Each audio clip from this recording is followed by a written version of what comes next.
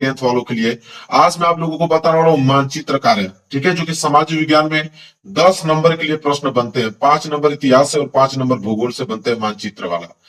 तो आज वीडियो में कंप्लीट मैं आप लोगों को बता रहा हूँ, कोई भी यूट्यूबर जो होता है बस 5 या 7 क्वेश्चन कराता है, लेकिन मैं पूरे किताब के बता रहा हूँ कि पूरे किताब के महत्वपूर्ण जितने भी आप लोगों के हैं सभी मानचित्र में मैं आप लोगों को दिखा देता हूँ। मानचित्र में भर के लेकर आया हूँ सारे प्रश्न, बहुत सारे मानचित्र, जितने भी मानचित्र से प्रश्न आते हैं सारे मैंने प्रश्न एक ही वीडियो में कवर कर दिया है।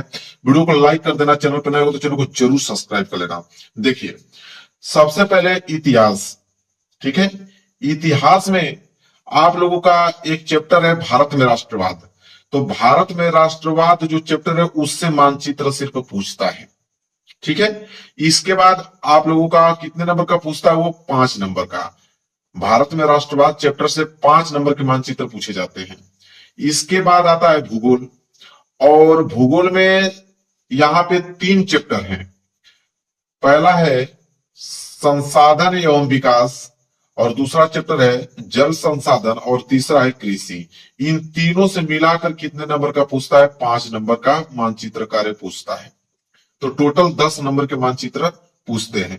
सबसे पहले हम लोग इतिहास वाला कवर करेंगे, ठीक है। सबसे पहले हम लोग इतिहास में कवर करेंगे, और इतिहास में आप लोगों का पहला पॉइंट लिखो कि भारत में नव जागरण एवं स्वतंत्रता संघर्ष के केंद्र, ठीक है। और चैप्टर का नाम है भारत में राष्ट्रवाद। अब जो देखो कितने प्रश्न बनते हैं, वेरी वेरी मोस्ट इंपोर्टेंट प्रश्न है जो कि आपके एग्जाम में आएंगे, 100% आएंगे, उसको कोई रोक ही नहीं सकता है। पहला प्रश्न है कि वह स्थान जहां जलियांवाला बाग का हत्याकांड हुआ। तो जलियांवाला बाग हत्याकांड कहां पे हुआ, तो देखिए आंसर में लिखा है अमृतसर। तो एक तो आप लोगों को उत्तर भी बताना है, साथ ही साथ मानचित्र में दिखाओगे तभी जाके 1 नंबर मिलेगा। आधे नंबर देखो, आधे नंबर आपको आंसर पे मिलते हैं और आधे नंबर आपको मानचित्र पे मिलते हैं, तब जाकर टोटल 1 नंबर मिलता है एक प्रश्न पे। तो वह स्थान जहां जलियांवाला बाग का हत्याकांड हुआ अमृतसर में हुआ था। अब इसको हम लोग देखेंगे मैप में कि अमृतसर का लोकेशन कहाँ है। तो आप मैप देख सकते हो, मैप है, और मैप में यह वाला लोकेशन आप देखो, यह वाला लोकेशन कहलाएगा अमृतसर। मैं लोकेशन दिखा देता हूं, आप इंडिकेट करके अच्छे से लिख लो। यह लोकेशन अमृतसर कहलाएगा। इसको मैं साइड करता हूं। लोकेशन समझ में आ गया। दूसरा देखिए, दूसरा प्रश्न है वह स्थान जहां नील की खेती करने वाले किसानों का आंदोलन हुआ। तो नील की खेती करने वाले किसानों का आंदोलन कहां हुआ, चंपारण में हुआ था। कहां पे हुआ था मेरे प्यारे बच्चों, चंपारण में। अब चंपारण आपने बता दिया, आधे नंबर तो मिल गए, लेकिन चंपारण को आपको दिखाना पड़ेगा मैप में, तब जाके आधा नंबर और मिलेंगे। तो मानचित्र देखिए, यह वाला लोकेशन आप देख रहे हो, यह है लोकेशन आपका चंपारण। तो यहाँ पे इस तरह करके एरो का चिन्ह लगाकर यहाँ पे साइड में चंपारण लिख दीजिएगा। तो आधा नंबर यहां से कवर हो गए आपके। आगे बात करेंगे, 2 प्रश्न हमने अब तक कवर करा दिया आप लोगों को, और इससे बाहर नहीं पूछेंगे। आज की वीडियो से 10 नंबर आप लोगों को बिल्कुल क्लियर है, कोई रोक नहीं सकता। इस वीडियो को आप लोग बहुत अच्छे तरीके से 3-4 बार देख के जाना, और 10 नंबर यहां से एक भी प्रश्न बाहर नहीं जाएगा। तीसरा प्रश्न देखिए क्या है।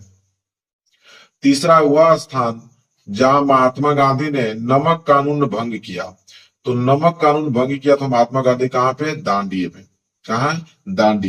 तो आधा नंबर तो मिल गया आंसर से, लेकिन दांडी है कहां, इसको हमें दिखाना पड़ेगा, ठीक है। तो दांडी के लिए हम लोग यहाँ पे लोकेशन दिखाता हूं मैं आप लोगों को, देख लीजिए। ये मानचित्र है, यह वाला लोकेशन आपको दिख रहा है, यह दांडी है, इसे बोलेंगे दांडी है। यहाँ पे इस तरह लिख दोगे तो आप लोगों के आधे नंबर और मिल जाएंगे, 1 नंबर मिल जाएगा। ये भी प्रश्न क्लियर हुआ। चौथा प्रश्न देखिए क्या है, वह स्थान जहां असहयोग आंदोलन कार्यक्रम को स्वीकार किया गया। तो वह स्थान जहां असहयोग आंदोलन कार्यक्रम को स्वीकार किया गया था, कहां पे, कलकत्ता में किया गया था। Very very most important question है। एक भी प्रश्न ऐसा नहीं कि जो मैं फालतू आपको बता रहा हूं, सारे मोस्ट इंपोर्टेंट है, सारे एग्जाम में आएंगे। तो वह स्थान जहां असहयोग आंदोलन कार्यक्रम को स्वीकार किया गया, कलकत्ता में। तो आधा नंबर तो यहां से मिल गया, लेकिन कलकत्ता लोकेशन में है कहां उसको देखना पड़ेगा। तो देखिए, यह वाला लोकेशन जो है वो कलकत्ता का है। तो चौथा वाला कलकत्ता, समझ में आ गया। इसको जल्दी से नोट कर लीजिए। अगला देखिए, 5वां प्रश्न क्या है। 5वां है वह स्थान जहां सूती मिल श्रमिकों का सत्याग्रह हुआ। तो सूती मिल श्रमिकों का सत्याग्रह कहां हुआ, अहमदाबाद में, जो कि कहां पड़ता है, गुजरात में पड़ता है। तो अहमदाबाद का लोकेशन मैं आप लोगों को दिखाता हूं, जल्दी से आप उसको नोट कीजिए। देखिए, मानचित्र में यहाँ पे दिखाता हूँ।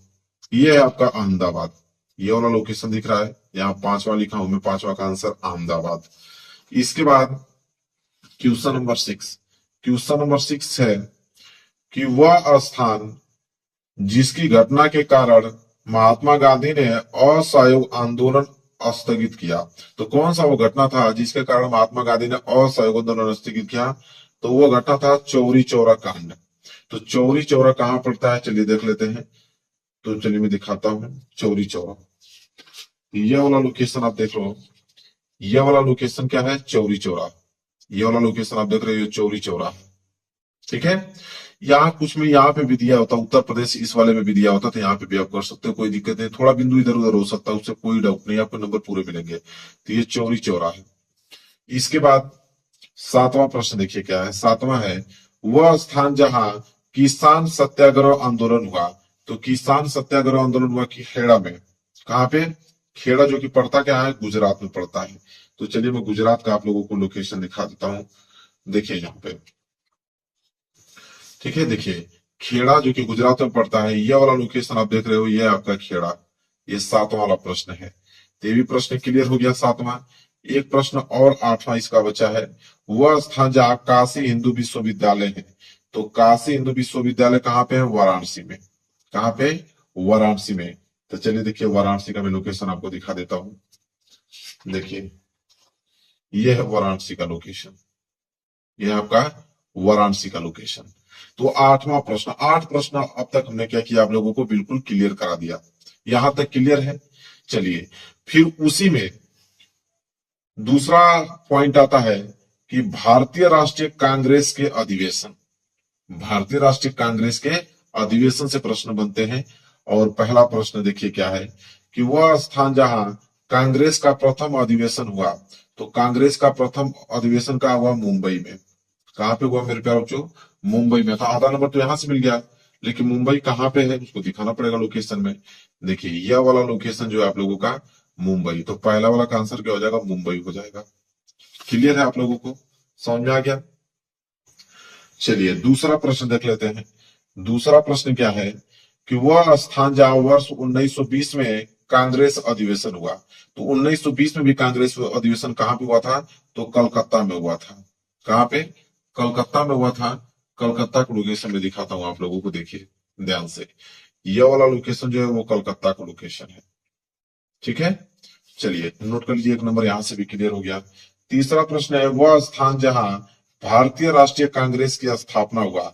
तो भारतीय राष्ट्रीय कांग्रेस का स्थापना का हुआ था मुंबई में। तो इसका आंसर भी मुंबई ही है। तो मुंबई का लोकेशन तो मैंने पहले वाला आंसर में दिखाया ही था, तो वही से एरो खींचकर तीसरा वाला का आंसर लिख देंगे मुंबई, ठीक है। एक ही लोकेशन के दोनों आंसर हैं।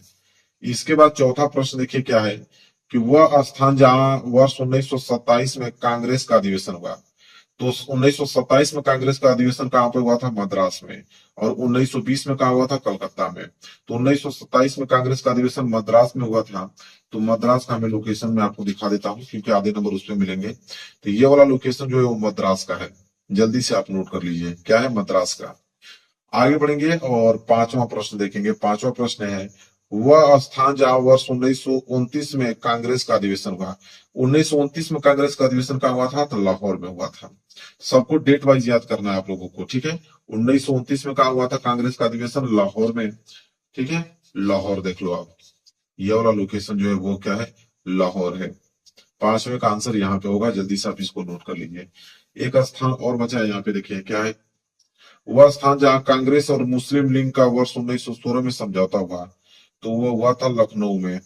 कहाँ पे हुआ था, लखनऊ में, जो कि यहाँ पे आप लोगों का लखनऊ है। देखिए कुछ मानचित्र में यहाँ पे दिखाई देगा, ठीक है, इंडिया इसमें दिखाई गया, ठीक है। तो आप इसमें भी आप बना सकते हो, कुछ में यहाँ पे दिखाई गया। तो आपको कोई टेंशन नहीं, जो बिंदु आपके इधर उधर हो सकते हैं, कोई दिक्कत नहीं है, आपको आंसर पूरे मिलेंगे। अलग अलग मानचित्र के, कोई बड़ा मानचित्र दे देता तो उसमें ये ग्राफ जो होते हैं बड़े बड़े हो जाते हैं। कुछ छोटा मानचित्र दे देता तो उसमें ग्राफ छोटे छोटे हो जाते थे, बिंदु इधर उधर हो जाता है। तो उससे कोई घबराने वाली बात आपको नहीं है। लोकेशन आप ये वाला देखिएगा, लखनऊ। क्लियर है। चलिए अब आएंगे इतिहास का काम खत्म। इतिहास का काम बिल्कुल क्या हो गया, खत्म हो गया। अब यहां से भूगोल। इतिहास के उतने प्रश्न अगर आपको तैयार है तो 5 नंबर के मानचित्र आप बिल्कुल आप आसान तरीके से कर डालोगे, कोई दिक्कत नहीं है। अब यहाँ पे आ गया भूगोल। अब भूगोल में पहला जो हम लोग चैप्टर कवर करेंगे संसाधन एवं विकास से। संसाधन एवं विकास से हम लोग यहाँ पे कवर करने वाले हैं। और पहला प्रश्न संसाधन एवं विकास से पूछता है यहाँ पे कि भारत के राजनीतिक मानचित्र पे आपको दर्शाना है पहला, दूसरा, तीसरा, चौथा, पांचवा, 5 प्रकार की मृदा के प्रकार पूछता है। ठीक है, मृदा के प्रकार पूछता है आप लोगों को, तो मैं 5 प्रकार की मृदा का प्रकार आपको बता देता हूं और वही मानचित्र में पूछता है। जैसे पूछेगा कि काली मृदा का लोकेशन बताओ, काली मृदा कहाँ पाई जाती है, लोकेशन बताओ। तो काली मृदा का लोकेशन यह है। ठीक है, ये पहला वाला। दूसरा, मरुस्थलीय या शुष्क मृदा। दूसरा जो प्रकार होता है मृदा का, मरुस्थलीय या शुष्क मृदा होता है, जो कि यहाँ पे आप लिख लो। ठीक है, दूसरा हो गया मरुस्थलीय या शुष्क मृदा। तीसरा कौन प्रकार होता है, तो तीसरा होता है पर्वतीय मृदा, जिसे हम लोग वन मृदा के नाम से भी जानते हैं। तो उसका लोकेशन यह है, पर्वतीय मृदा, वन मृदा। चौथा जो मृदा का प्रकार होता है वो होता है पर्वतीय मृदा या वन मृदा। ठीक है, तो चौथा भी आप लोगों का वही प्रकार है, पर्वतीय मृदा या वन मृदा। तो यहाँ पे आप डाल दीजिए चौथा का। और पांचवा है आप लोगों का जलोढ़ मिट्टी, जलोढ़ मृदा जिसे बोलते हैं। तो पांचवा हो गया जलोढ़ मृदा। क्लियर है? चलिए, तो यहाँ पे 5 मृदाओं के हमने नाम यहाँ पे आप लोगों को बता दिया लोकेशन सहित। तो यहाँ पे पहला पॉइंट तो यहाँ से बनता है। इसके बाद संसाधन विकास कवर हुआ। अब जल संसाधन से प्रश्न बनते हैं। किससे बनते हैं? जल संसाधन से। जल संसाधन में पूछेगा कि दिए गए मानचित्र पर निम्न बांधों को चिन्हित कीजिए। बांध से प्रश्न तो आपसे पूछेगा ही पूछेगा, बांध से। तो चलिए बांध वाला मैं प्रश्न आप लोगों को कवर कराता हूं। जैसे यहाँ पे पूछेगा आपसे ना कि हीराकुंड बांध बताइए, तुंगभद्रा बांध किस लोकेशन पे है, भांगड़ा या नागल बांध बताइए, चौथा सलाल बांध, पांचवा टिहरी बांध और छठवां सरदार सरोवर बांध और सातवां राणा प्रताप सागर बांध। 7 प्रकार के बांध है और 7 प्रकार के बांधों को मैं आपको दिखाता हूँ। चलिए, तो हीराकुंड बांध का लोकेशन मैं आपको दिखाता हूँ। देखिए ध्यान से आप लोग। पहला आप लोगों का हीराकुंड बांध, यहाँ पे मैं छोटा कर देता हूँ ताकि आपको दिखे अच्छे से। ये वाला लोकेशन हीराकुंड बांध का है, जल्दी से आप लोग बस नोट करते रहिए। ये हीराकुंड बांध। दूसरा तुंगभद्रा बांध, तो तुंगभद्रा बांध का मैं लोकेशन दिखाता हूँ। यहाँ पे देखिए, ये वाला लोकेशन जो है वो तुंगभद्रा बांध का है। इसके बाद आगे बढ़ोगे तो भागड़ा नागल बांध, तो भागड़ा नागल बांध ये वाला लोकेशन, ये जो लोकेशन आप देख रहे हो ये भागड़ा नागल बांध का। ठीक है, इसके बाद आप लोगों का चौथा जो आता है वो सलाल बांध आता है। ठीक है, सलाल बांध बहुत इंपोर्टेंट है, बहुत बार एग्जाम में आ चुका है। तो सलाल बांध का लोकेशन आप जल्दी से लिख लो, यहाँ पे ये वाला लोकेशन सलाल बांध का है। पांचवा है टिहरी बांध, टिहरी बांध यहाँ पे आइए, ये वाला लोकेशन जो है वो टिहरी बांध का है। पांचवा में देखिए टिहरी बांध लिखा है। इसके बाद आपका सरदार सरोवर बांध, सरदार सरोवर बांध ये वाला लोकेशन है। ये देखिए ये वाला लोकेशन जो है सरदार सरोवर बांध का है। जल्दी से आप वहां पे ट्रिक लगा लीजिए। इसके बाद आप लोगों का राणा प्रताप सागर बांध, तो राणा प्रताप सागर बांध यहाँ है, यहाँ से मेरे एरो देखे यहाँ पे लिखा है राणा प्रताप सागर बांध। तो यहाँ पे बांधों से यहाँ पे 7 प्रकार के बांध पूछे जाते हैं, इसमें से कोई एक ही बांध आप लोगों को देगा। इसके बाद आइए कृषि में। ठीक है, इसके बाद कृषि से प्रश्न क्या पूछे जाते हैं उसको देखते हैं हम लोग। देखिए कृषि से प्रश्न आपसे पूछेगा कि गेहूं का सबसे बड़ा उत्पादक राज्य, तो गेहूं का सबसे बड़ा उत्पादक राज्य क्या है? पंजाब। क्या है? पंजाब है। तो पंजाब यहाँ पे हम लोग देखेंगे कि पंजाब का लोकेशन क्या है, यहाँ पे ये वाला लोकेशन पंजाब का लोकेशन कहलाता है। इसके बाद है दूसरा कि सर्वाधिक जूट उत्पादक राज्य, तो सर्वाधिक जूट उत्पादक राज्य कौन सा है? पश्चिम बंगाल है। तो पश्चिम बंगाल का लोकेशन दिखाइए, देखिए यहाँ पे है पश्चिम बंगाल का लोकेशन। तो आधा नंबर उसमें मिलेगा, आधा नंबर इसमें मिलेगा। पश्चिम बंगाल का लोकेशन आपको नोट कर लीजिए। इसके बाद आप लोगों का तीसरा कॉफी का सबसे बड़ा उत्पादक राज्य, तो कॉफी का सबसे बड़ा उत्पादक राज्य तो कर्नाटक है। क्या है? कर्नाटक है। तो कर्नाटक का मैं लोकेशन आपको दिखाता हूँ। ये वाला लास्ट वाला लोकेशन देखिए, कर्नाटक का ये लोकेशन है। आगे बढ़ेंगे और अगला प्रश्न देखेंगे। चावल का सबसे उत्पादक राज्य जो कि बिहार है, चावल का सबसे उत्पादक राज्य बिहार। और बिहार में दिखा देता हूँ, यहाँ पे ये वाला लोकेशन जो है बिहार का है। चावल का सबसे उत्पादक राज्य बिहार। इसके बाद है पांचवा मूंगफली का सबसे बड़ा उत्पादक राज्य, तो मूंगफली का सबसे बड़ा उत्पादक राज्य गुजरात है। क्या है? गुजरात। तो गुजरात को मैं दिखा देता हूँ आप लोगों को लोकेशन में, ये वाला लोकेशन जो है गुजरात का है। तो यहाँ पे मैंने मानचित्र के सभी प्रश्न आप लोगों को करा दिए, जितने भी प्रश्न बनने वाले थे यहाँ पे इतिहास के 5 नंबर की मैंने कवर करा दिए और भूगोल के मैंने कवर करा दिया। अगर वीडियो आपने पूरा अच्छे से देखा होगा तो 10 नंबर आप लोगों का कहीं पे भी नहीं जाएगा। 10 नंबर में 10 नंबर आप लोगों का आएगा, 1 नंबर भी छूटेगा नहीं। वीडियो को लाइक कर देना, चैनल पर नए होगा तो चैनल को जरूर सब्सक्राइब कर लेना। मिलेंगे एक प्यारे से नेक्स्ट वीडियो में, तब तक के लिए धन्यवाद।